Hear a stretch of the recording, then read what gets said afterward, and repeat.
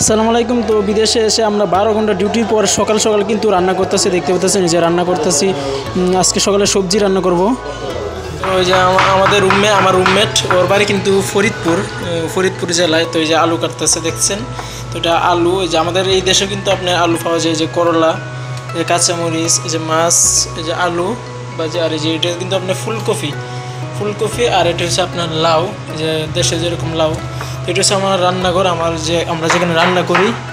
তো রান্নাঘরটা অনেক বড় আছে, কিন্তু এই যে আপনি এটা গ্যাস দেখতেছেন, এটা হচ্ছে গ্যাসের চলছেন। যে আমাদের বাংলাদেশে যেরকম সিলিন্ডার, এই সেম সিলিন্ডারই কিন্তু এনে। আর দেখেন রান্নাঘরটা কিন্তু আমাদের অনেক সুন্দর আছে। তো আমরা নিজেরাই কিন্তু এনে রান্না করে খাইতে হয়। দেখতে পাচ্ছেন অনেক বড় কিন্তু রান্না আছে।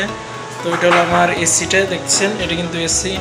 আর এই যে ড্রয়ার আছে, ড্রয়ারে যত মশলা আছে, মশলা সব আমরা এই ড্রয়ারের ভিতরে রাখি। আর ফ্রিজের ভিতরে মাছ টাছ মাংস রাখি। আর এই যে চাউলের বস্তা, এটা হচ্ছে আপনার চাল। এইখানে সবজিগুলো কিন্তু বাংলাদেশের মতো। এই যে আমার ভাইয়া কাটতেছে, তো দেখতে পাচ্ছেন এটা হচ্ছে আমার রান্নার করা ভিডিওর ফার্স্ট ব্লগ। তো যারা আমার ব্লগটা দেখতেছেন সবাই শেয়ার করে দেবেন, ঠিক আছে? এটা হচ্ছে ফার্স্ট ব্লগ করতেছি, যে আমার রান্নার করে যে বিষয়ে ব্লগগুলো কী কী রান্না এই দেশে। আমাদের বাংলাদেশে যেরকম আপনার সব কিছু পাওয়া যায়, এই দেশে কিন্তু আপনার সব কিছুই পাওয়া যাইতেছে সেম বাংলাদেশের মতো সব কিছু। আলু, পেঁয়াজ, আদা, রসুন, ফুলকপি আর লাউ, একদম সব কিছু বাংলাদেশের মতোই।